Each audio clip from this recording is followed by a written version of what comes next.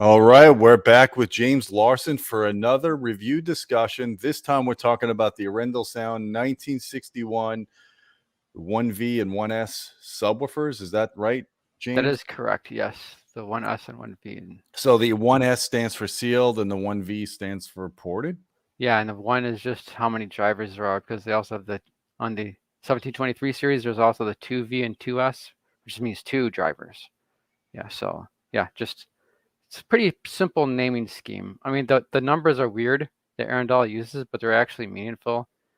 So that the 1961, that means for that like product line, I think it means when like opened a bridge, a very important bridge to Arendal, that city in Norway that the company is named after. Mm-hmm. And that like opened it up. It was an important event. And I think the 1723 was like when the city was founded or something. Yeah, I remember that. I remember that history about that last time we spoke about it. So people are wondering what's going on over here. I'm building a wall, kind of like Trump tried to do, except I'm actually building the wall. And I'm doing it because this is my office and I don't like to have a huge bass suck out. I can't get good bass in this room because of the stairwell. So I'm like, you know what? We're closing it in. It's going to put more privacy in this room. So I get, because I work here, this is our office, and it's going to be a kick-ass 2-channel room because I started doing acoustic treatments. I've got the GIC acoustics treatments up on the ceiling. So yeah, and I'm going to be spinning vinyl records in here. This is kind of my analog 2-channel room. So that answers that question. So I want to show your screen here because you got one of the subwoofers. This looks like the sealed one, right? Yeah, this is the sealed one. I can't mount the I don't want to carry that big old ported one. It's actually not that big. The ported one isn't that big among ported subs in this class. It's actually a bit smaller, but it's heavy duty build quality HDF, and it weighs 80 pounds. So it's not this one. This is a grill on. You can take it off. It's magnetic. How big is the driver? 12? It's 12.2. 12. Basically 12. Yeah. So yeah. So like. You can see here's the amplifier and everything. So it's a pretty stout driver, actually. It's a 12, but a little bit bigger than a 12, but yeah. So one thing I like about the Arendal Sound subwoofers is they're not like a big rectangular box. They're more like a taller box, skinnier, taller box. So that takes up less floor space, which is a big advantage for people that are trying to squeeze a subwoofer in a corner or between their main speakers. I really like the approach of doing a tall, skinny sub when you can do that. And that's kind of what they're doing with both of these series, both the 1961 and the 1723, right? Well, the 1723s are just pretty big, but yeah, they do exchange width and depth for height a little bit, probably more for width. Their subs are a bit more narrow than they could be, and they have a little bit more height than normal. So yeah, that's one strategy. They're not that big. Well, the bigger 1723 subs are big, but these 1961 subs are not terribly large. I mean, the ported one is kind of big. Big is all relative. But by the standards that for subwoofers, it's not. Yeah, it's not that big compared to many other like ported 12s that we've had in the past. Yeah, like the Monoprice 16 and 13, those things are pretty ginormic. Yeah, even their 12 and their 10 are like sizable. The 12 is big. I mean, that 12, their ported 12 is so big. It's as big. I got a Shure VTF 15H. Yeah, and it's almost as big as that. That's a 15. The big ported 15, and they're that's a big sub. Yeah, it's almost as big as the ported 15 from Shure. So like, it's huge. And yeah, I was in front at a CEDIA show a few years back when Monoprice released the Dual 15, and it was literally the size of a refrigerator. No exaggeration. Like I thought you could just open the front, stick some beers in there and some fish and whatever you wanted to put. It was that big. I would not want to deal with that. That's like 215 pounds. No, yeah, thank you. It's not so. You need a forklift to move that. But the performance per footprint of that sub would be crazy good though. For sure. Well, any of these subs. I mean, we're in a great time right now. We're reviewing some incredibly good product from major brands, and we're getting value in these speakers and subwoofers that you couldn't get a decade ago. So I think it's pretty awesome. And the fact that we're able to measure this performance and give people an educated opinion on what works best for them based on their price. And with that said, I want to show the slide presentation that you worked on so we could go over. If you guys go on the audioholics.com website right now, our editorial site, James's incredible review is there. It's on the right column of the site. I'll link it down in the video description below if you guys want to go and read it. And if you're a patron, this live presentation will be available to our patrons if you want to follow this at your leisure after this live event. So without further ado, let's discuss. Sure. Okay. Like the title card there says, this is a review of these 1961 Subwoofer series. Oh, by the way, for the patrons, that I do put stuff in here that's not in the review, like this, like a few charts, a few images, just a little bit of extra in these live stream like slideshows. That's Awesome. not, Appreciate that, James. yeah. So if you like, yeah, and here's the specs. I mean, there's nothing really crazy here. Like, it's pretty good. It's a pretty good, solid performance is promised by these specs. Like 500, they both have 550 watt amplifiers. There's the Class D amps. Both have side firing 12.2-inch glass fiber cones. They both like have a pretty good response. Well, we'll look at the raw response later, but it's all pretty good. The sealed is significantly smaller than the ported, much smaller and much lighter, right? Like almost half the weight. So is it the same driver? Is it the same driver between the two subs, or I is there... believe so. I believe it's the same driver. It's a very robust driver, so you can put it easily in a ported or sealed configuration. Okay. I don't know if there might be some differences, but I think they'll be minute, right? Yeah. So I don't know for sure. And they have this finish. They both come in matte black and matte white, and it's a nice finish. This is like, these are around like a $1,000 price point, right? It's a pretty nice finish. It's not like that textured vinyl finish that we see on some like cheaper products, and even on some more expensive products, right? It's a nice finish. And so like, so the 5-year warranty, is that just on this driver, or is it on the electronics as well? it's on everything. It's on everything. That's gold right there, because, and we've spoken about this before, subwoofer plate amplifiers tend to be one of the least reliable components in the industry, and that's been my experience. It's been experience with others like Don, who does integration for a living. So if you're getting a 5-year warranty on a subwoofer amplifier, that's worth its weight in gold. Let me tell you something. So the fact that they're doing that is awesome. Yeah, it's pretty nice. They would want to make their amplifiers pretty reliable. I think they're pretty confident in the reliability of it because, they ship this thing all over the world, right? So like they don't want returns, right? Because that would be expensive for them. So I think they do a lot to make sure that there are no returns, like. Yep. So Sounds good. And it's a Class D amplifier, so it's not going to run as hot as Class A, Bs.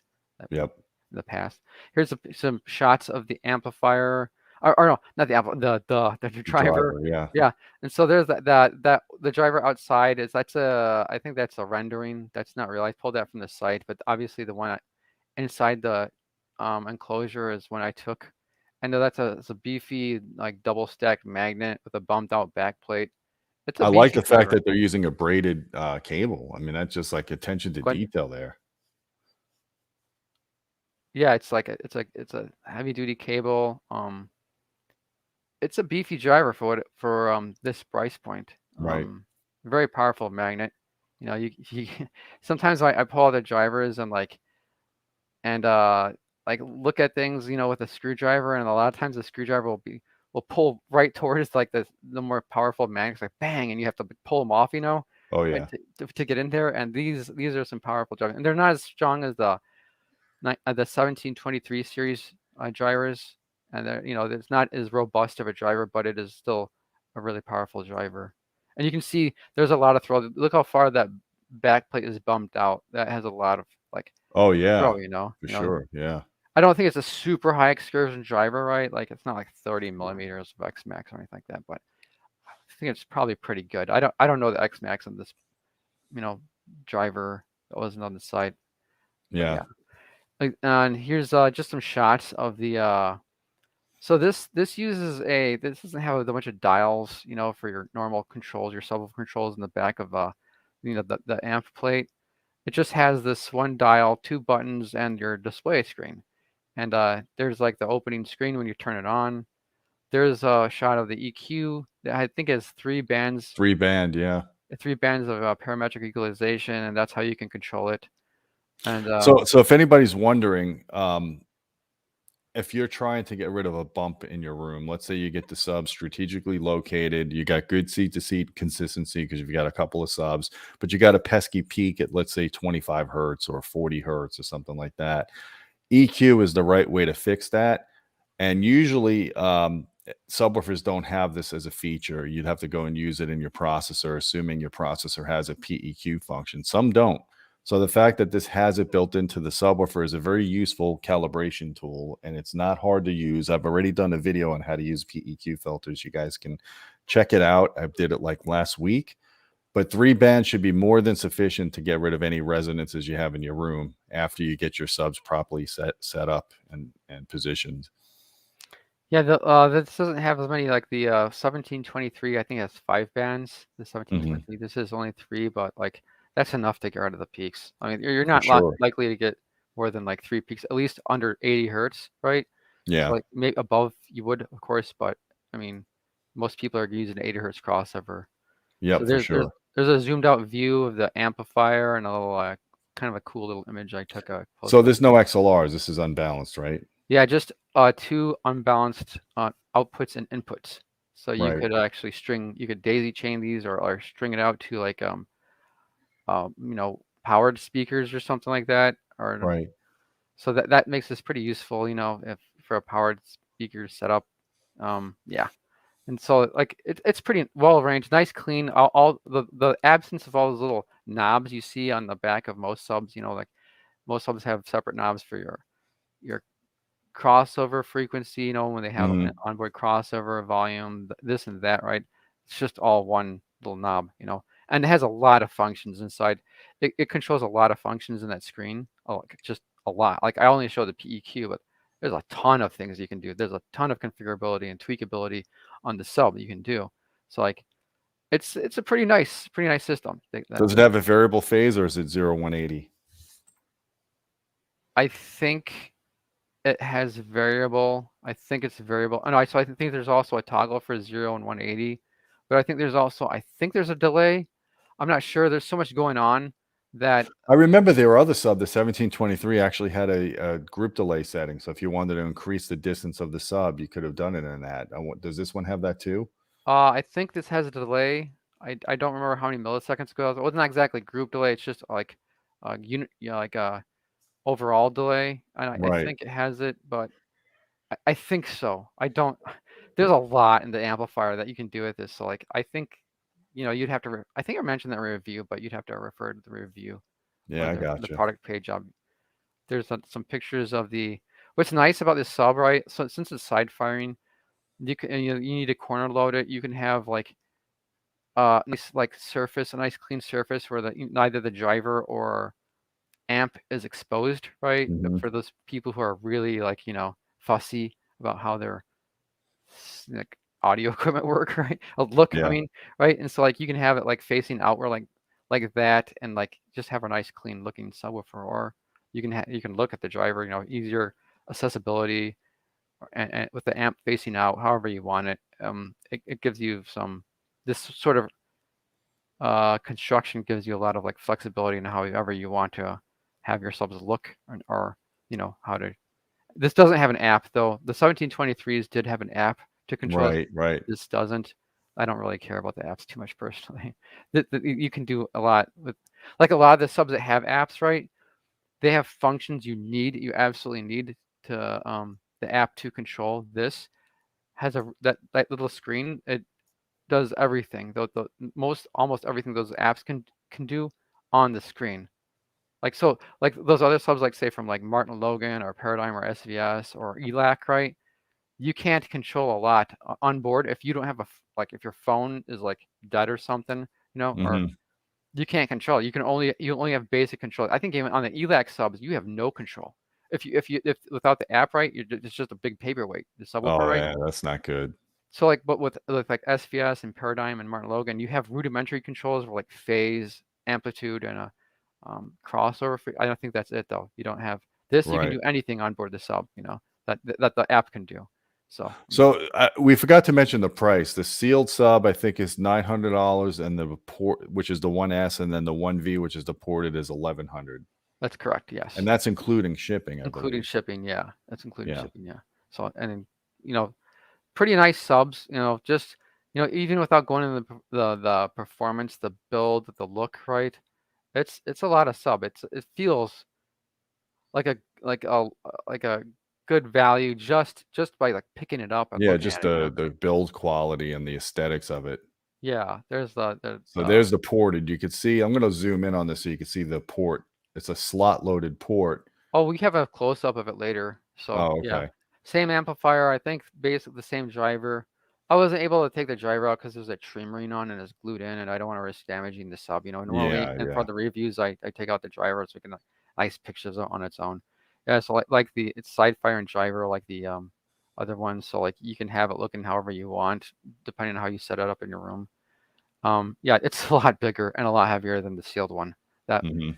it's not a huge cell by our standards. Probably most people think it's like somewhat large, right? It's not a gigantic sub like a lot of the ones we deal with though. So it's pretty reasonably sized. The one V sub, yeah. Yeah, So, you could see the size difference here between the 1S on the left, and the 1V on the right. Obviously, the ported sub is substantially larger, same driver size, same amplifier, but just bigger box with a port gives you more output, and you'll see yeah, that in our the measurements. size. I mean, the size. You might think this like the ported one is only a little bit heavier, but no, it's almost twice as heavy as that sealed one. It's It's this is good. It's good for the subwoofer squat. yeah, I guess. It's good for if you like sore backs. Yeah. Actually, it's not too bad. It's not. I can move the 1V by myself, right? Yeah. That's probably not recommended, but I can, right? If it were a bit heavier though, I would have to get help every single time No, just to. we don't want you throwing your back out, man. Trust Yeah, me. I'm it's one it's manageable. If it were heavier though, I would ask for help. Here's something. Yeah, the 1V comes with a port plug, right? It's this like Mhm. foam insert. You know, and we kind of did a rant on that in a recent article. Like, don't. It's like why would you get a big ported sub Yeah, just to why seal buy the a port? ported sub and then seal it? Yeah, it's like they have it. They give you a port plug, but like don't seal this subwoofer, people. I guess Um, I guess if you have too much output, I don't know, then you could just EQ that you down. can EQ it, and Yeah, there's more that you could. There's like room gain, like equalization settings. So even yeah. outside of the EQ, there's a ton of things you can do to attenuate the response at the low end of the sub. So You don't know, seal I'm it. gonna do a YouTube short on that. Don't plug your ports on your subs, people. Just if you buy a ported sub, leave it ported. If you don't have the space for a ported sub, get a sealed sub, obviously, but don't. That's like getting an AV receiver and sticking it on the 4 ohm setting, and you're neutering the power of it just because you think you're doing something good when you're not. So don't do it. Yeah, don't seal the port. Yeah. So what's this now? You take the subs outside. This is how you do your measurements. Why don't you talk a little bit about that? Sure. Okay. Like, so you have to measure subs outside. It's a half space acoustic environment. There are no Yeah. reflections. Like I'm, you can see in this picture, I'm really far away from any nearby building. And so the reason why we do that, I have to take these. You can't do the kind of performance measurements on subwoofers.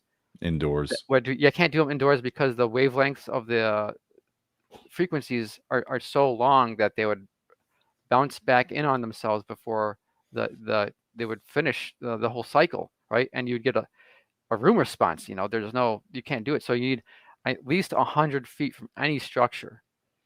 I have to, and like, I have to cart these things all the way. I live in the northwest suburbs of Chicago, and I have to cart these things all the way out to Wisconsin to find a suitable site, right? Ma'am. It's hard. You need a low noise for site, so I can't do it near any highway or like in any busy loud area, right? And I need like 100 feet from any nearest structure, any large structure, and I need AC nearby, right? That I could use some And you power. need decent weather. You don't want to do it when it's like 0 degrees out. Yeah, you need like the CEA 2010 protocol specifies between 65 degrees and 80 degrees, and like you can do it. You can do outside of that, and I do, and it doesn't make much of a difference if you're Yeah. not going too far, too high, or too low below that bounds. But like, yeah, it's ridiculous, and it specifies kind of a perfect condition. Also a humidity range. I forgot the humidity range, but like I've done it, and I've before I started like publishing measurements, I did a whole lot of sub testing to see what happens in like hot, cold weather or just different climates, and like it doesn't change that much unless you get into really cold or really Really hot. cold, yeah, Yeah, really cold. So, even guys, give a thumbs up to James Larson for taking these subwoofers out in an open field far from his place, setting it up in God knows what weather conditions he deals with when he does this, and also moving these heavy boxes by himself most of the time, right? You don't really have anyone coming out there helping you with this. sometimes I have people helping me. Sometimes if it's a big heavy sub, but mostly I'm on my own for I do get help for huge subs. Well, you got someone that lives close by, so maybe you could solicit some extra help if you ever need it. Gabe.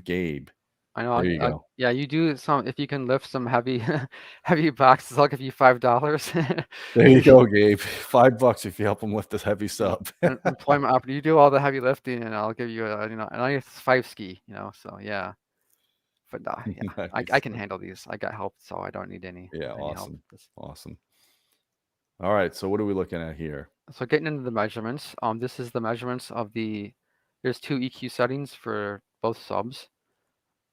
This is the measurements for, as the title says, the sealed version, the S1.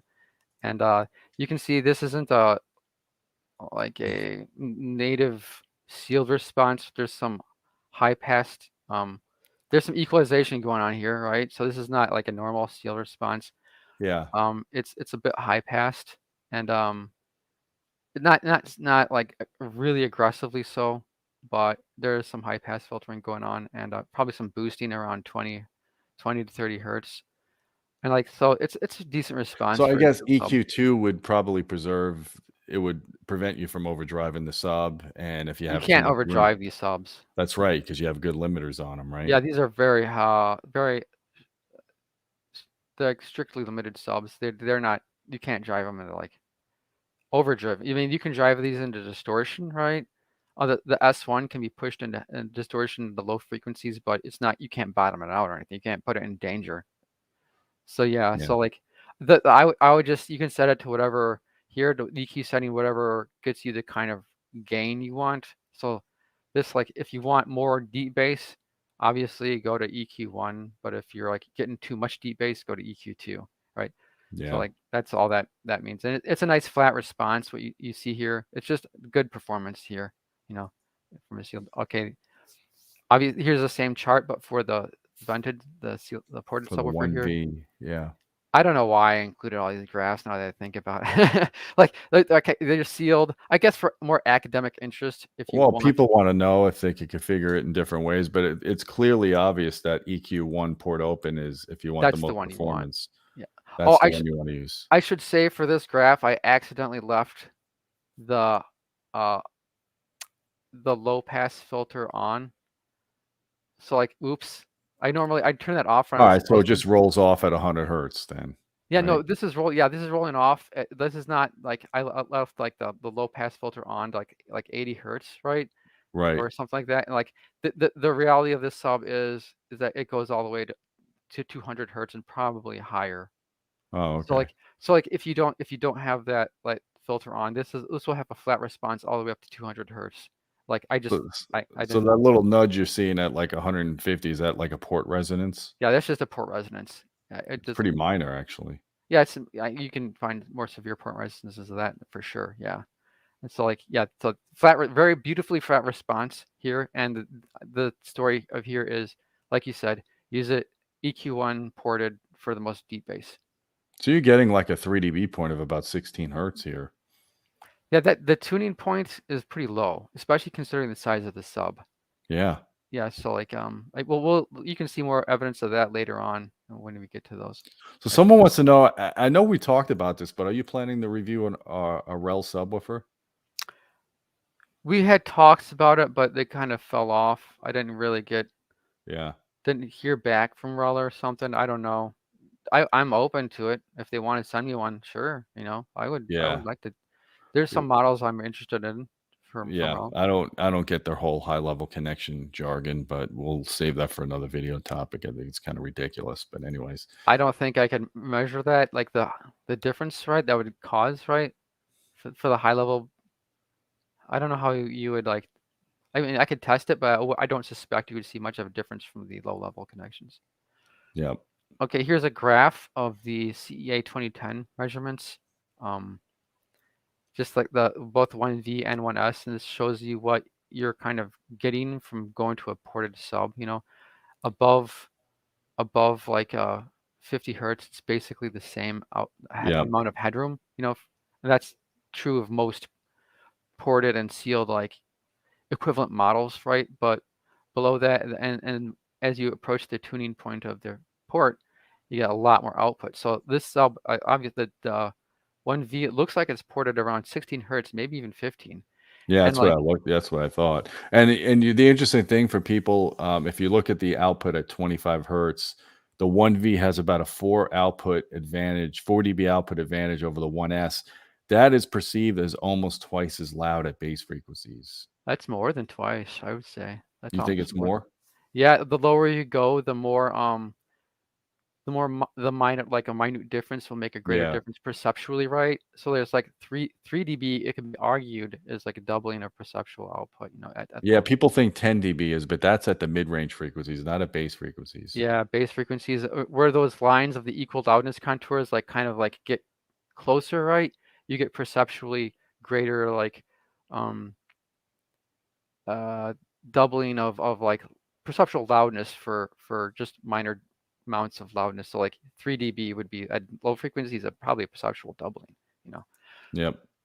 So these are the CEA 2010 numbers. You just basically graphed it before, but here it is.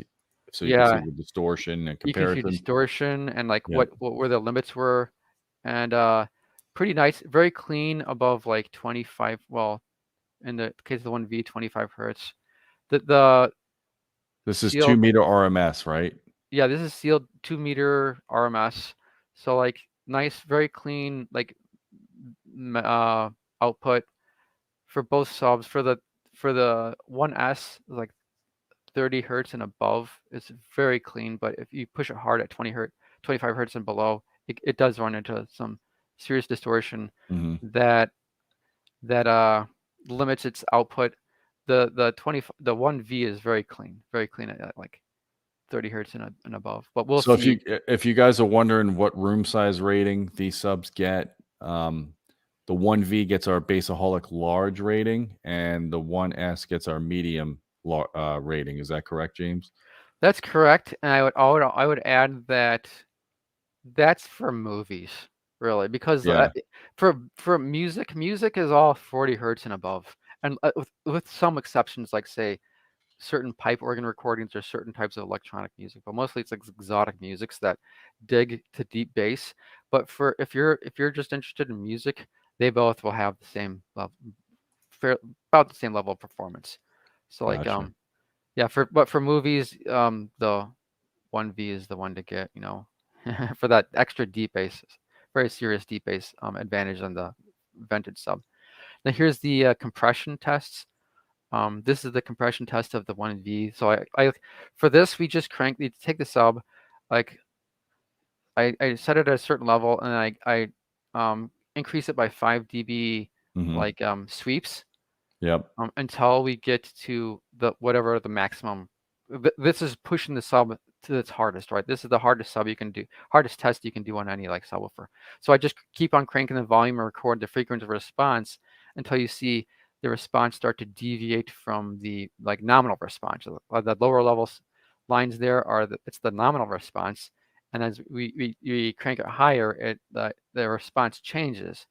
And here you can see that it's very well protected because it's not letting the subwoofer surpass a deep bass level where it would put itself in danger. So Yeah. you can get more mid bass headroom out of this thing, but at above a certain point, the deep bass just locks the driver's motion. It's not getting louder because it doesn't put it in danger. It's the digital limiter. So And that's a very there's no way of altering that limiter, right? That's just hard coded no. in. Yeah, there's no way of altering that limiter. Yeah. Yeah. I guess you could if you had like the firmware, like the the factory stuff they used to alter it, but no, not as a consumer, Back to no. that 110 versus. Huh. Yeah, so like there's another this is That's the like 1S. yeah, this is the 1S, same story. We crank it until it maxes out, and you can see the response. It doesn't change as much as the ported sub, but there's still more mid bass headroom, obviously, than deep bass headroom, and so like it's pretty good. This is a pretty good shape. It's you get a very healthy amount of like continuous output, and that's one thing I should have mentioned about these compression suite. This is continuous output. This isn't bursts like CEA 2010. That's just a Yeah. blip, right? And you can get a lot more. This it's just driving this up. It's like this is a 20-second sweep through the frequency spectrum that is as loud as a sub can possibly play for like a long-term signal. So like this is really hard, right? And like Yeah, it's this, much more stringent than CEA 2010, and also you get to hear if there's any resonances going on in the subwoofer, if the driver's making any weird mechanical noises. I mean, this is a great test for that, right? yeah, I mean you can hear that stuff in the CEA 2010, but this is more. It definitely exposes that sort of thing more than Right. the CEA 2010. Here's the corresponding harmonic distortion that followed those compression tests, right? This is what the distortion was as you raised the levels. And here this is the 1V, obviously, for that graph. And at low levels, it's really, really low, right? This is a very, very clean sub. It starts to get above 10% THD Hmm. at the maximum drive level. Below 25 hertz at the maximum, you can only go above 10. So it's very clean at 25 hertz and below, no matter how hard you drive it. Very clean. And it's important to note that as you go down in frequency, your distortion goes way up, and that's just the law of physics with any subwoofer. You're going to get higher distortion at the very low frequencies.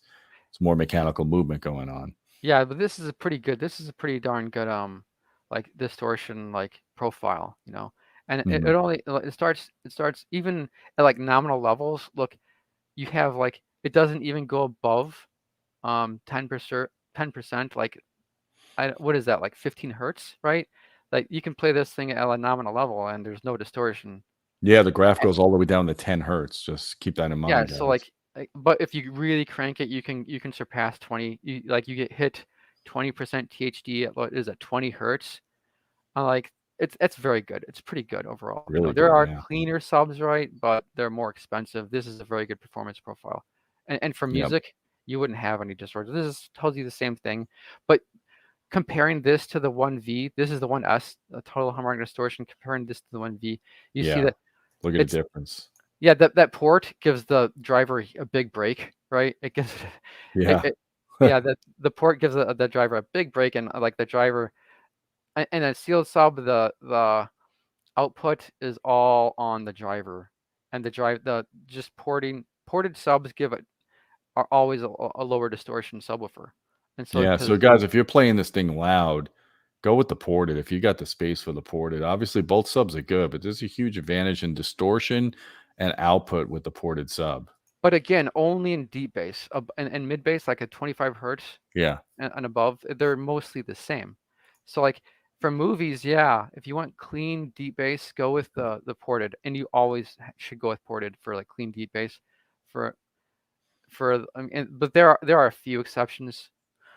With some subs, right? Very very expensive subs, But for this, Yeah. um, Like the JTR with the 18-inch driver and 36 millimeter X Max. That thing is a beast, yeah, even that was sealed. made for like low distortion in a Yeah. sealed enclosure. So that's like one of the few exceptions. And here's the harmonics, and these kind of give you like a little bit of a clue into where the nonlinearity is coming from in those harmonic distortion. And like a lot of subs will have like low, like even ordered versus odd order. So the second order distortion, these are even order distortions, and the third order odd order distortion, obviously.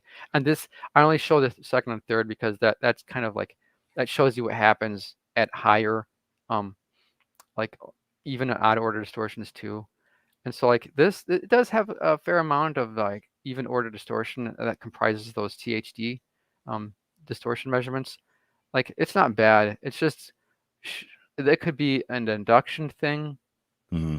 For a lot of times induction can cause a lot of even order, and or it might be some like the suspension is starting to hinder travel one way, right, as opposed to both ways.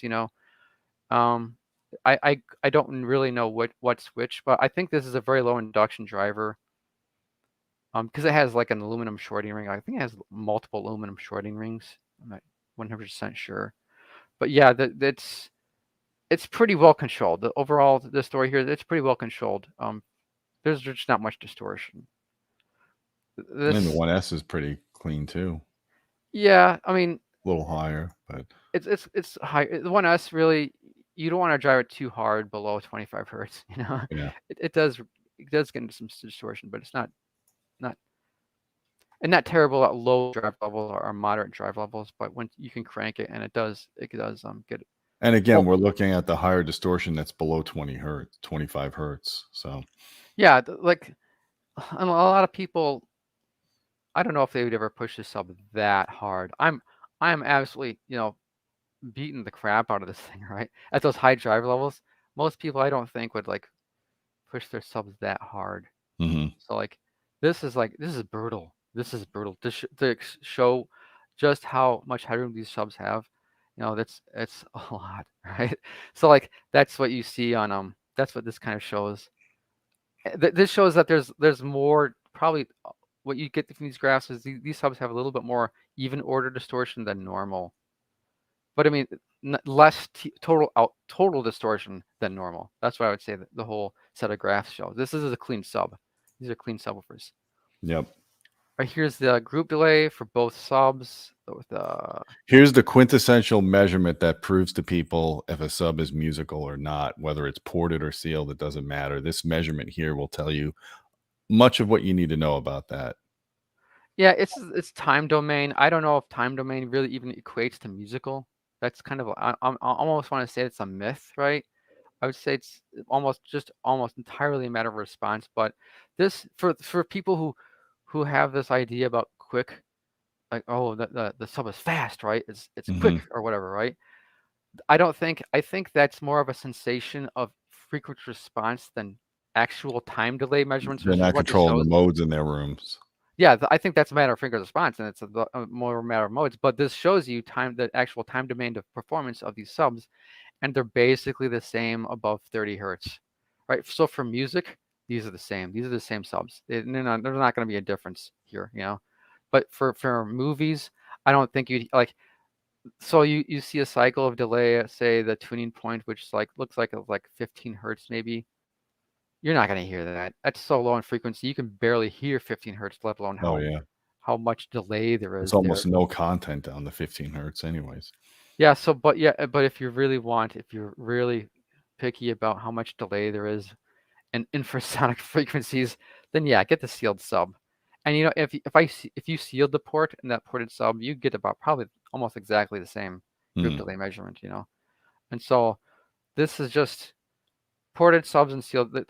Sealed subs aren't necessarily more musical or whatever, quicker, faster, tighter, whatever term people want to use. No, Yeah. all things being equal, no. It's here's that our exit screen. Yeah, so that's kind of a quick, I guess, overview of the review. I mean, we don't have time to go over every little thing. Yeah, and I want to share one thing here on there. Do you see my screen? Yes, I see your screen. Okay. Oh, here's the review, by the way, guys. It's on our homepage. It goes into a lot more depth than this little slideshow. A lot more depth as he talks about his listening tests. It's a great read. I would recommend you guys check it out. And I was on their website, and let's see if I can find that. I don't know what happened to the pop-up. So they have a 60-day trial period. So if you buy the sub and you don't like it, you got 60 days. There it is. 60-day buyer try, free shipping, 100% guarantee. I mean, that's really good. I know it's, people are skeptical sometimes about buying online, but the best place to try a speaker or a subwoofer is in your own place. Arendal Sound or Arendal, whatever you want to say it. They're giving you a 60-day buy and try. That's a very generous return policy.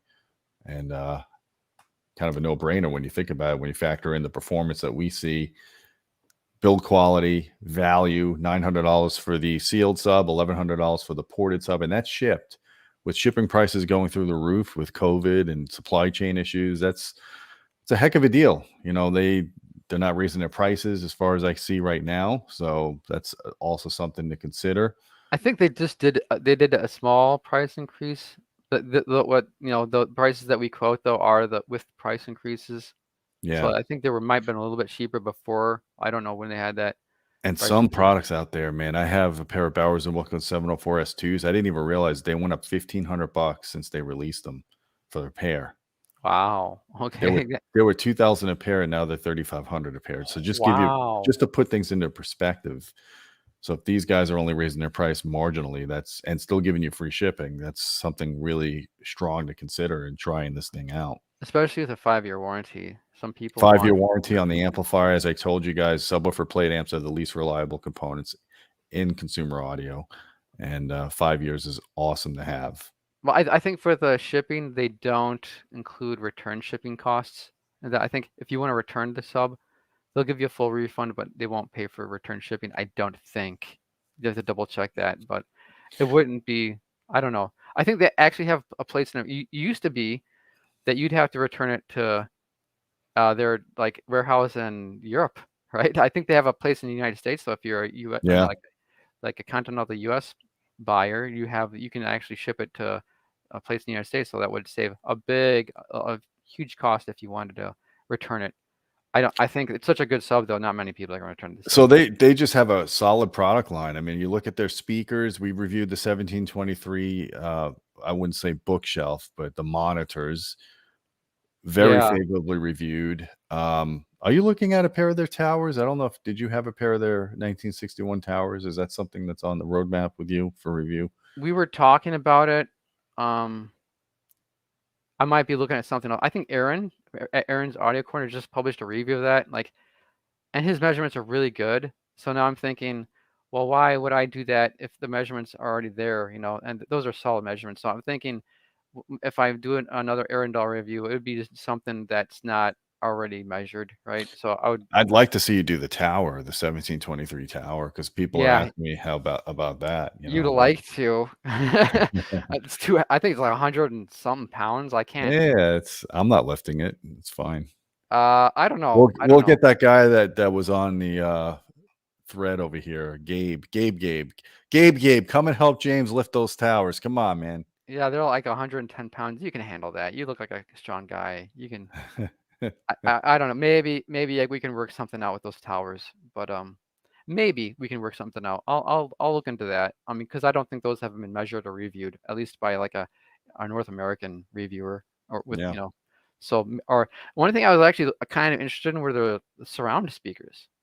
Yeah, they are interesting. What would you say about a review of like a surround speaker, just a surround speaker? It's difficult. Those are difficult to measure because they like fire in different directions. They have. Well, you wouldn't be able to judge them by the standards of other speakers, right? Like bookshelf speakers, but it would be interesting to take a look at their performance. I think that might be pretty cool. That and maybe the 1723S, so the smaller version of the tower. So with the 6-inch drivers, something like that, I think would be. Yeah, well, I could. I don't. We'll figure something out because we do want to deal with their stuff more because it's so good. I mean, they just have like let's see. We've so far reviewed the monitor, the 1723 subwoofer, that big monster subwoofer. Like everything they've made is like really good. So like. No, I recommend. I do consulting on the side, and people are always asking, what do you recommend for about under $3,000 a pair? I always wind up going to Arendal. They're one of the hardest products to beat in that price category because they look great, they're well built, they perform They do everything well. right. Yeah, they have no shortcomings unless you count like heavy weight as a shortcoming. No, heavy is good in audio. It can be good. Yeah, it can be. It's not necessarily as long as you can handle it. Yeah, it's good. So yeah. It's just a good well, James, thanks for reviewing these two subwoofers. We much appreciate your information, your measurements, your subjective listening tests. You going out to the field doing these measurements is no small feat. So again, we appreciate that. Guys, check out the review of the Arendal Sound 1961 1S and 1V subwoofers on audioholics.com. The link is in the video description below. I encourage you to read. It was like a 6,000 or 7,000 word review because I had to read it last night before I published it. You guys have to read it. It's well worth the read. James, appreciate it again. Guys, don't forget about our Patreon channel at patreon.com/audioholics. We appreciate your support. Lets us keep creating this great content. You guys get direct access to us if you want to suggest video topics or just ask questions. James, you have anything else you want to talk about with the Arendal, or are we out of wrap at this point? There's a lot to say, but it's mostly in the review. So I would say read the review if you want to see, learn more about it. There's way more depth than we can get into here. So that's about it. Awesome. Well, guys, we appreciate your support here. We're going to be doing a live stream, just so you know. I think it's this Friday at 3 p.m. I've got another drummer, Nick DiVirgilio. He's one of the great drummers of our time, man. He's been involved in Spock's Beard. He's done some work for Genesis in the past. He's done a lot of tribute stuff. Super nice guy. Last time I had on Gavin Harrison, and I'm still giddy over that. He's one of my drum heroes. And so that's going to be our next live stream.